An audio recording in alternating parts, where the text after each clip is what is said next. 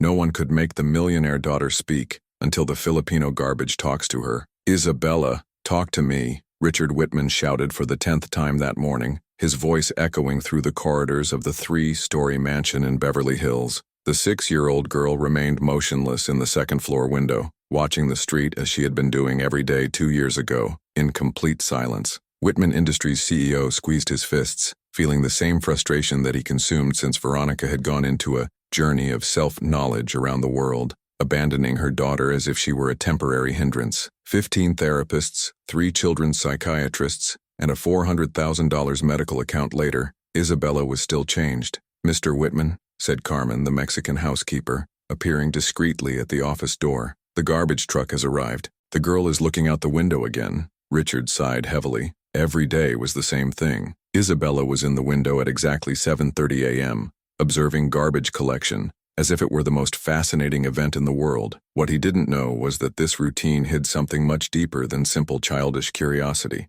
Down below, Miguel Santos discharged the containers with the silent efficiency of those who worked in that rich neighborhood 5 years ago. At 38, immigrant Filipino had left behind a promising career in engineering when the economic crisis devastated his family. Now she sustained her 8-year-old daughter Sofia with the work that many considered invisible. But Miguel noticed things that others ignored, especially that blonde little girl who appeared in the window every morning, always with the same melancholy expression. His father, trained eyes, recognized childish suffering when he saw, and something in that distant look painfully reminded him of his own daughter in the early months after they arrived in the United States. What no one knew was that Miguel carried his own scars. 3 years earlier, he had lost his wife Rosa in an accident that could have been avoided if the hospital had not discriminated against an immigrant who did not pay a private agreement. The pain of that loss was still burning in his chest, but he had also given him a special sensitivity to recognize trauma in other people. During these 5 years,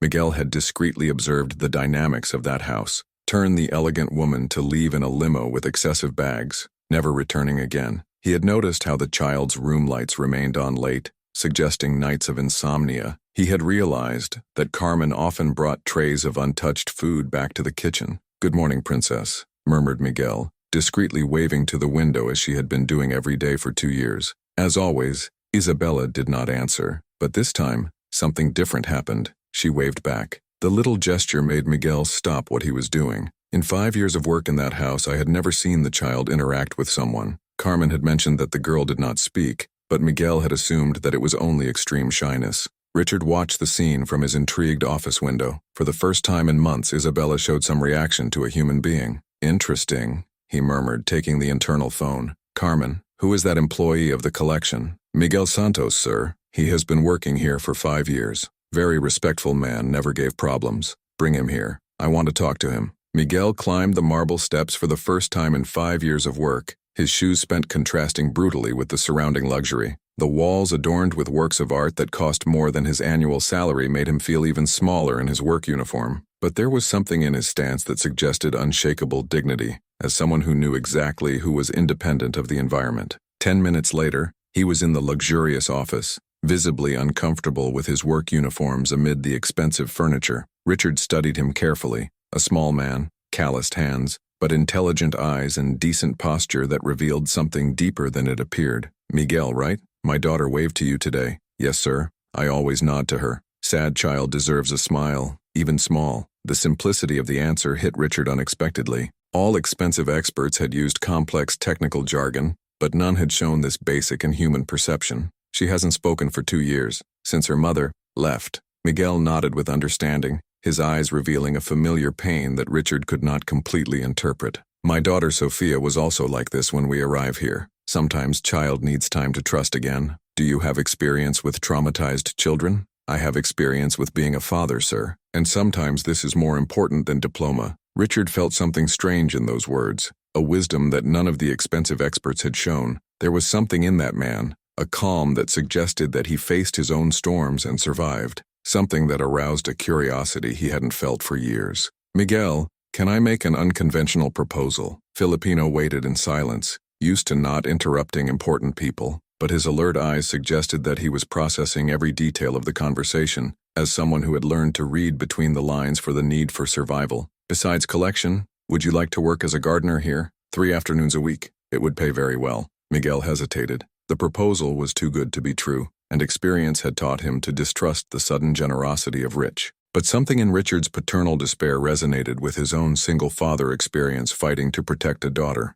"Can I ask why, sir?" Richard went straight to the point. "Because my daughter reacted to you, and I'm desperate enough to try anything." There, before that powerful man admitting vulnerability, Miguel recognized a paternal pain that transcended social class. "I accept, sir, but with condition. I keep work in the collection. I need stability." Done. When Miguel left the office, Richard did not imagine that he had just hired much more than a gardener, nor did he suspect that that simple immigrant kept secrets that would completely transform the dynamics of his family. As she descended the stairs, Miguel allowed a small smile. Finally, it would have the opportunity to do something that had been planning silently for months, not only helping a traumatized child, but perhaps finding a way to honor Rosa's memory through an act of genuine kindness. What this arrogant CEO didn't know was that he was about to find that sometimes the most underestimated people carry within themselves powers capable of transforming entire realities. If you are enjoying this story of overcoming and prejudice, do not forget to subscribe to the channel, because what Miguel would do in the coming days would prove that when someone with a broken heart finds another wounded soul, a force that not all the money in the world can buy. 3 days later,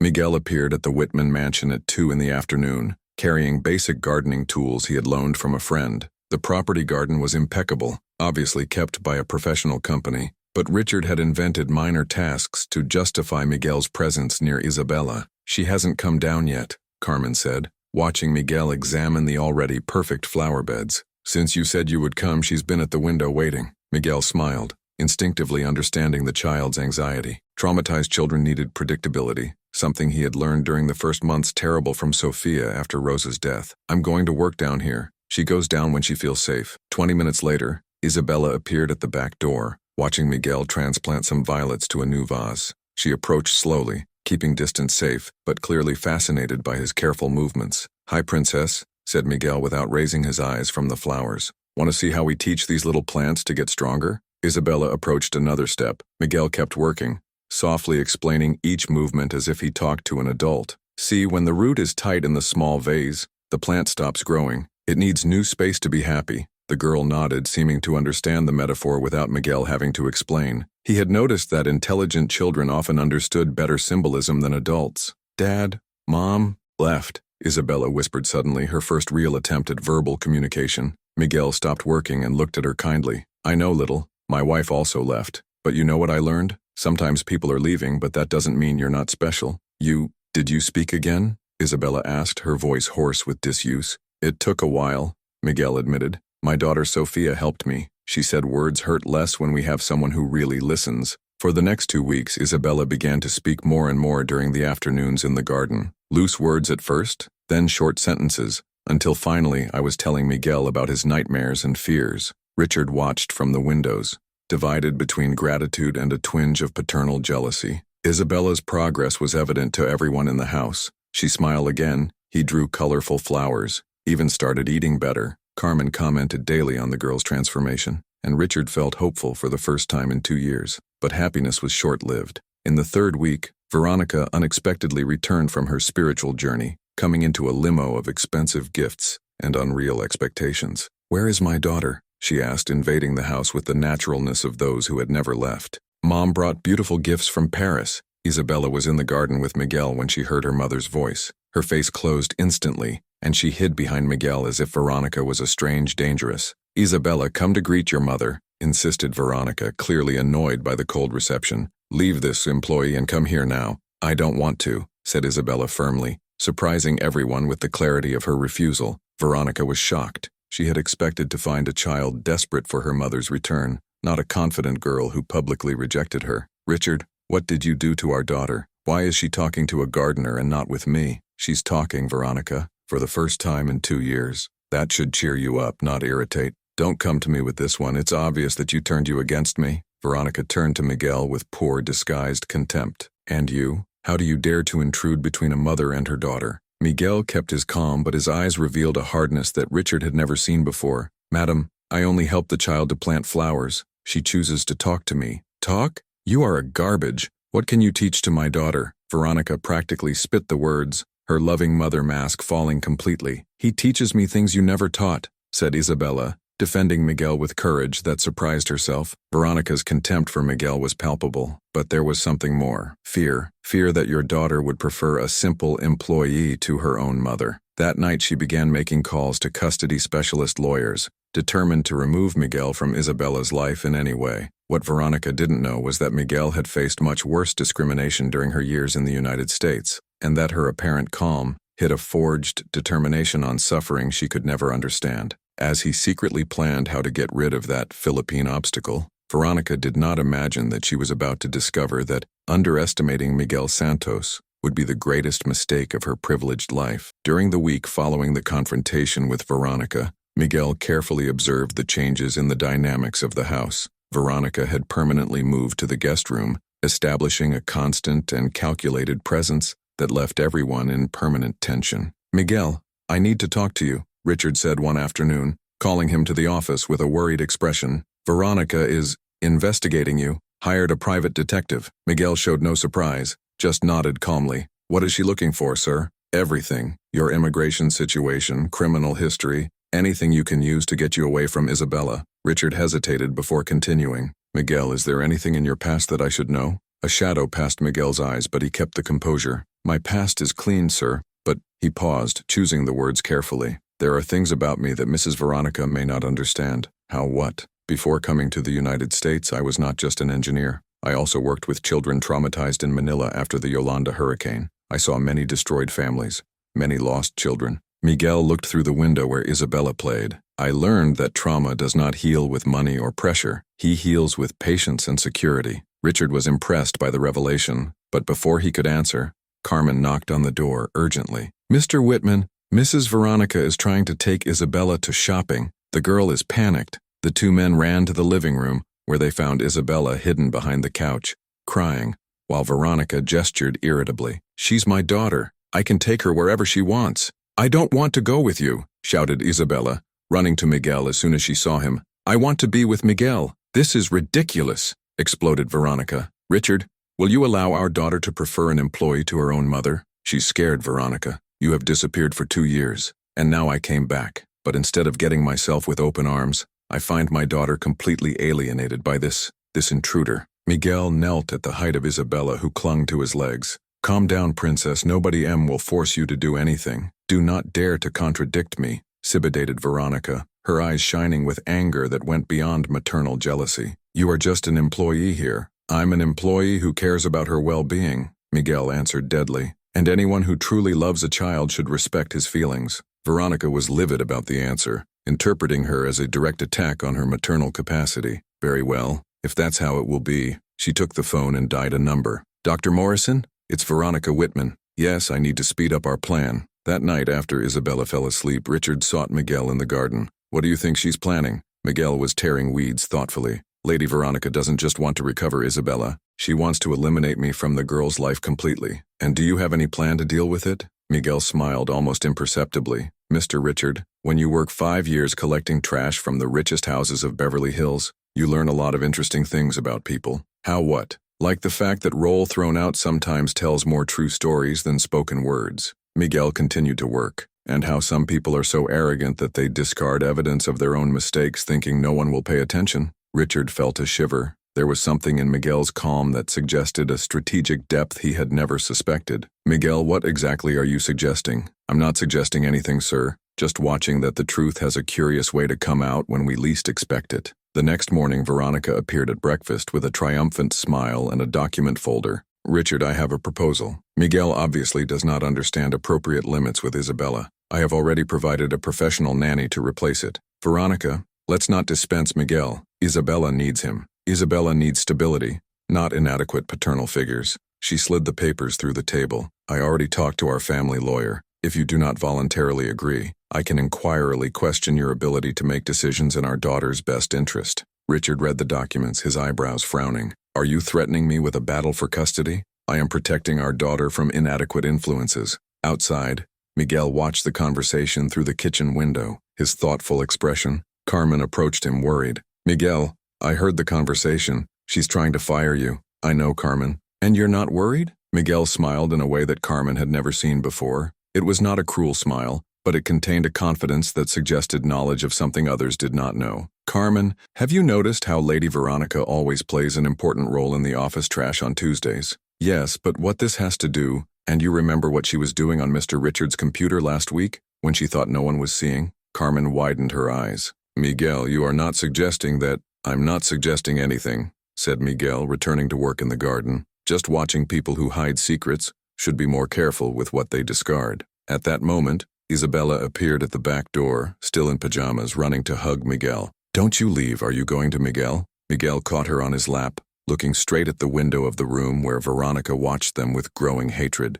Don't worry, princess. Sometimes when people try to do bad things, the truth appears to protect who needs it most. Veronica could not hear the words, but something in Miguel's confident posture made her deeply restless. She had underestimated that simple garbage from the first day, but she was beginning to suspect that Miguel Santos was not at all simple as she seemed. What she did not imagine was that Miguel had spent the last 5 years inadvertently collecting information that could destroy not only her credibility, but reveal secrets that she would never expect an invisible employee had discovered. The next morning, Veronica arrived at breakfast with a triumphant expression and a folder full of cool documents. Richard, I just received the information I needed about our dear gardener. She spread the papers on the table with cruel satisfaction. Miguel Santos is not just a simple immigrant. He was fired from his last job as an engineer for inadequate conduct and has a history of problems with authorities. Richard examined the documents with increasing skepticism. Veronica, this information seems incomplete. Incomplete? They are facts, and there is more. Veronica pulled a few phone. I found that he had legal problems related to the custody of his own daughter. What kind of troubled father do you want close to Isabella? Outside, Miguel watched the conversation through the kitchen window, his calm expression contrasting with the growing agitation of Veronica. Carmen approached him, worried. Miguel, they are talking about you. She brought papers. I know, Carmen. That's exactly what I expected. Aren't you worried? Miguel smiled with a tranquility that Carmen had never seen before. Carmen, do you remember the folder that Mrs. Veronica threw in the trash last week? The one she ripped into small pieces? Yes, but— and the calls she made from Mr. Richards' office thinking no one was listening to? Miguel kept working calmly. 5 years collecting garbage teach a lot about people, especially how they discard evidence of their own secrets. Carmen widened her eyes when she understood the implication. Miguel, you are not suggesting that— I am not suggesting anything. Just observing that arrogant people often underestimate those who consider invisible.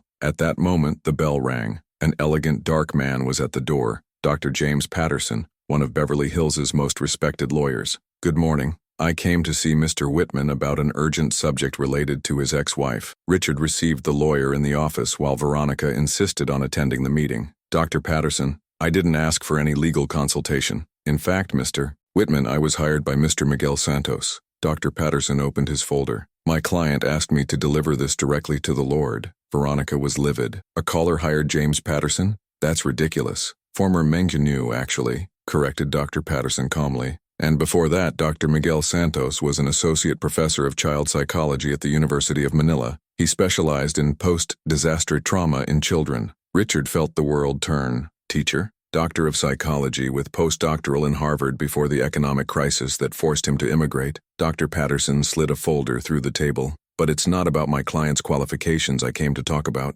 Veronica tried to interrupt, but Dr. Patterson remained relentlessly. I came about the financial fraud scheme that Mrs. Whitman has been operating through offshore accounts in the last 3 years. This is absurd, he exploded Veronica, but her face had visibly paled. Dr. Patterson opened a folder full of documents. Bank transfers worth $2.3 million from family funds for Cayman Islands. Documents that you tore and discarded, thinking that no one would pay attention to trash. Richard examined the reconstituted papers, his expression hardening with each line read. Veronica, these are extracts of our joint accounts. There is more, Dr. Patterson continued. Recordings of telephone conversations where Mrs. Whitman discusses plans to sell confidential information from Whitman Industries to competitors. Apparently, she didn't know that some invisible employees sometimes hear conversations that happen near them. Veronica was now visibly panicked. You can't prove anything. A dump has no resources for— A doctorate dump in psychology and connections in the international academic community has surprising resources, interrupted Dr. Patterson, especially when protecting a traumatized child. Richard looked out the window and saw Miguel playing in the garden with Isabella, who laughed as he taught him about butterflies. Did he know all this from the beginning? My client suspected Mrs. Whitman's fraudulent activities for months. When she threatened him, he decided it was time to protect not only Isabella, but also you. Veronica tried one last card. Richard, will you believe in a set of torn papers and alleged recordings? Dr. Patterson smiled coldly. We also have the records of their private detectives' calls trying to make evidence against my client, and their conversations with lawyers discussing how to manipulate the custody system. Richard got up slowly, his voice shaking with a contained anger. Veronica, you not only abandoned our daughter, you stole from our family and tried to destroy the man who helped her heal. And now, continued Dr. Patterson, Mrs. Whitman has two options: signing the full custody resignation documents and returning the stolen money, or facing federal criminal accusations for financial fraud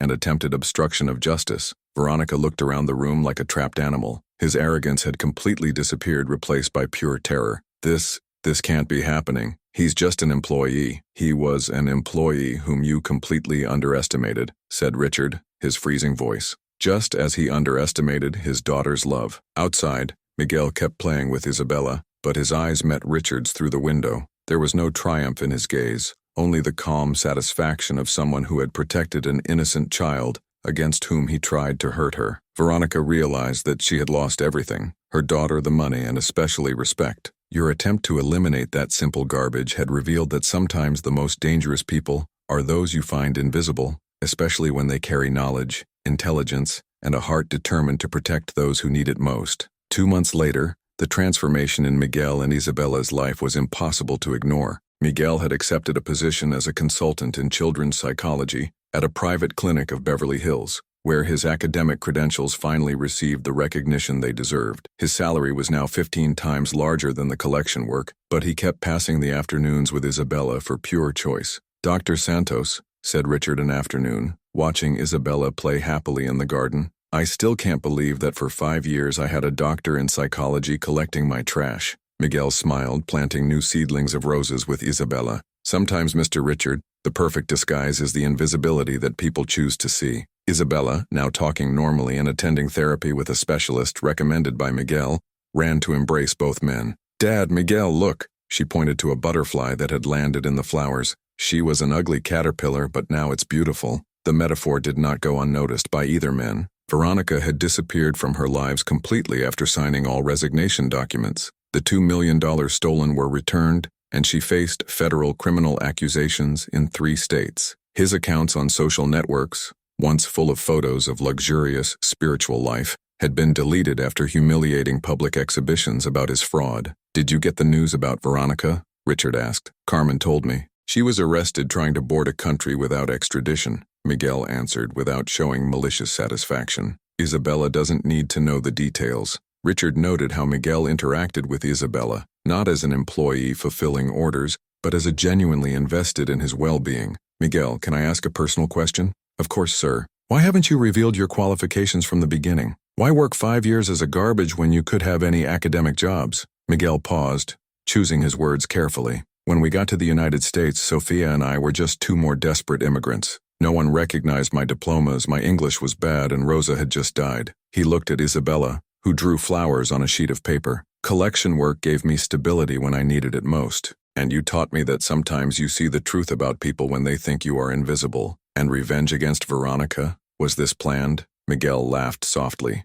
Mr. Richard, I do not plan revenge. I occulted evidence of real crimes because I knew that a woman willing to steal from her family would not hesitate to harm a child to maintain her secrets. He knelt to help Isabella with the drawing. Sometimes protecting an innocent child and seeking justice are the same thing. That afternoon, Sophia came to visit Isabella for the first time. The 2 girls played in the garden while Miguel prepared snack for them, and Richard observed how the presence of the children turned the mansion's atmosphere. Dad, Miguel? Said Isabella suddenly, making Miguel stop what he was doing. It was the first time she called him like this. Princess? You never leave as Mom Veronica, right? Miguel knelt at her time, looking straight into his eyes. Never, little. Real families do not abandon each other. Richard felt his eyes fill with tears. There, in the garden of his mansion, he had witnessed the formation of an unconventional but infinitely more solid family than many traditional families he knew. 6 months later, Miguel bought a modest house to 3 blocks from the Whitman mansion. Sophia moved to live with him permanently after a court battle that Richard helped fund.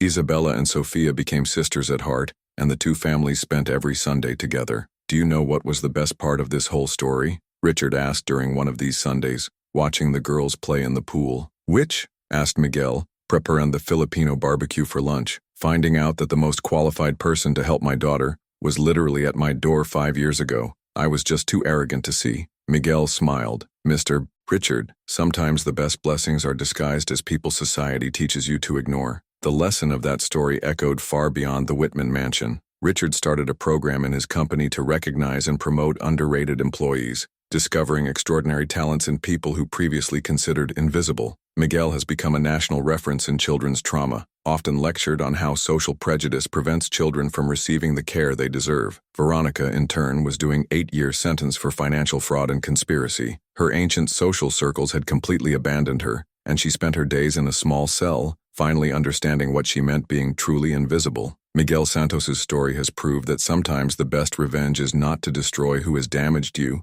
but to build something so beautiful and significant that their petty sabotage attempts become irrelevant. He had turned years of forced invisibility into a position of genuine influence, protecting not only Isabella, but establishing a legacy that would help hundreds of other traumatized children. In the end, Miguel found that being underestimated had been his greatest power. While people like Veronica wasted energy by maintaining appearances, he had used each day of invisibility to observe, learn, and prepare for the right time to act. And have you ever been underestimated by someone who later found out to have made the biggest mistake in life? Have you seen how powerful people be overthrown for underestimating who consider it inferior? Leave your experience in the comments and subscribe to the channel for more stories that prove that true strength does not come from titles or money, but of genuine intelligence and compassion for those who need the most protection.